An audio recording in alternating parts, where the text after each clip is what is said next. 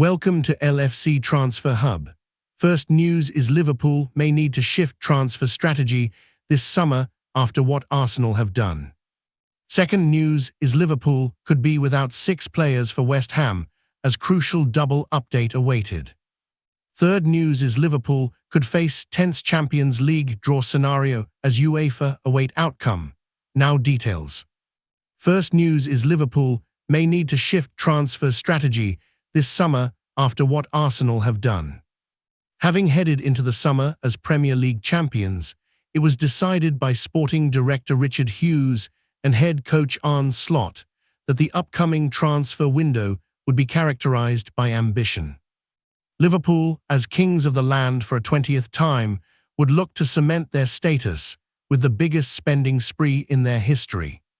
A deal to bring in the jewel of Germany was already in the pipeline in Florian Wirtz, while Alexander Isak, widely regarded as one of the very best centre-forward in the land, was also earmarked.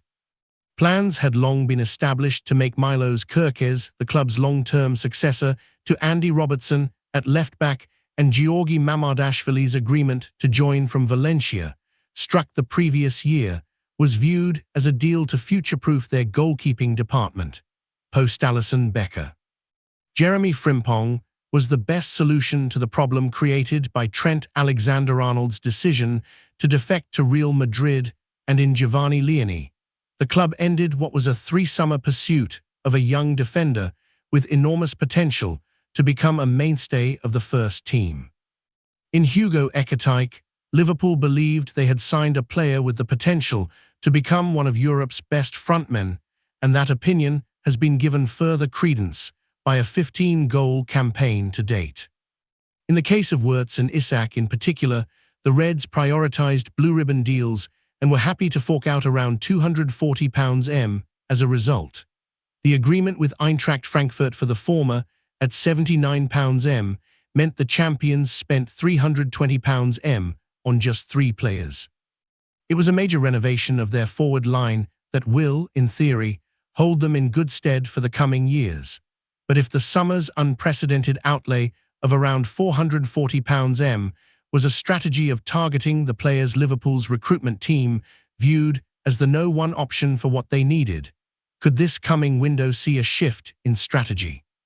To redress the balance, Liverpool raised around half of the money spent on outgoings, but that figure includes a £35 agreement with Aston Villa for Harvey Elliott, which looks increasingly unlikely as the campaign goes on.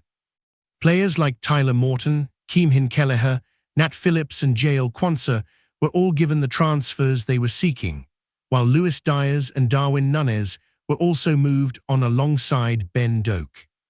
Only Diaz and Alexander-Arnold can lay claim to being regulars last season as the Reds swept to the title by 10 points, and with a month to spare, but Núñez made 30 league appearances in total before he joined Al Hilal in the Saudi Pro League.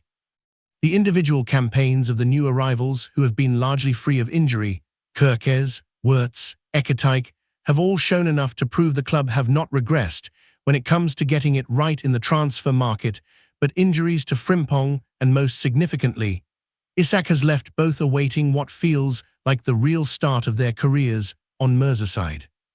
In time, there is enough evidence mounting to show why Liverpool was so determined to break the bank for their summer recruits last year. But with so many players on the fringes with uncertain futures, could the Reds adopt a policy that sees them focus more on beefing up what looks like a threadbare squad presently? Last summer, Arsenal spent a net sum of £262.07 compared to Liverpool's bottom line of around £236, which doesn't include the loan agreements for either Elliott or Piero Hincapié, whose permanent transfer from Bayer Leverkusen will cost £45. It's a surprising statistic given the focus on the title winners' eye-watering summer compared to the relative quiet around their rivals' dealings.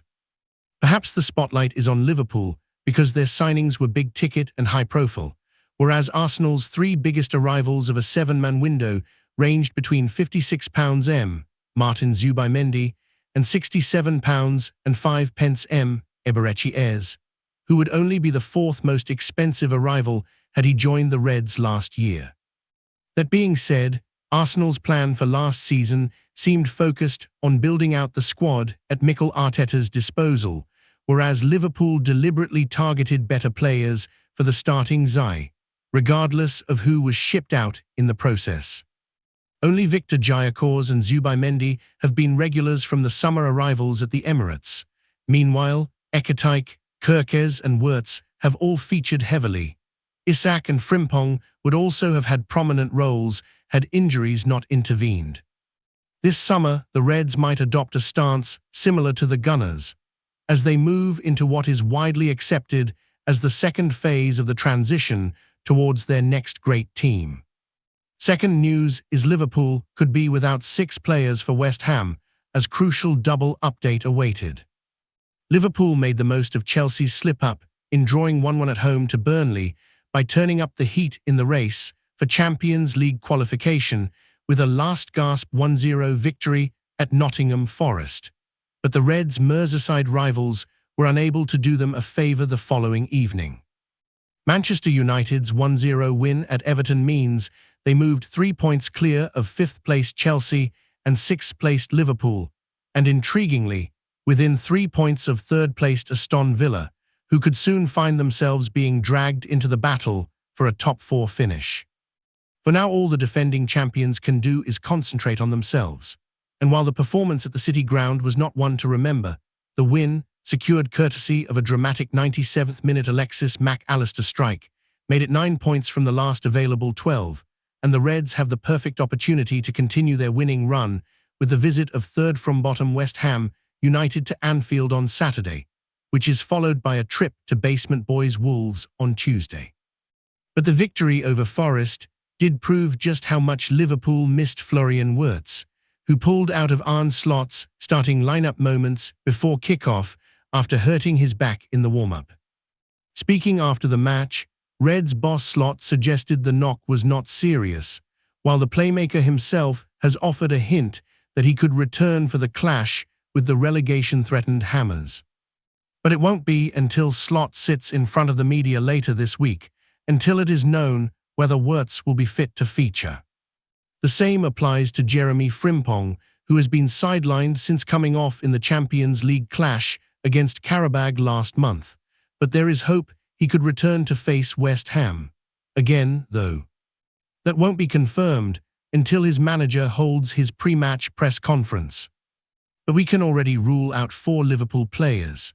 Alexander Isak is stepping up his recovery, but certainly won't be ready, while Wataru Endo is out long-term along with Connor Bradley and Giovanni Leoni, who won't play again this season. Third news is Liverpool could face tense Champions League draw scenario as UEFA await outcome.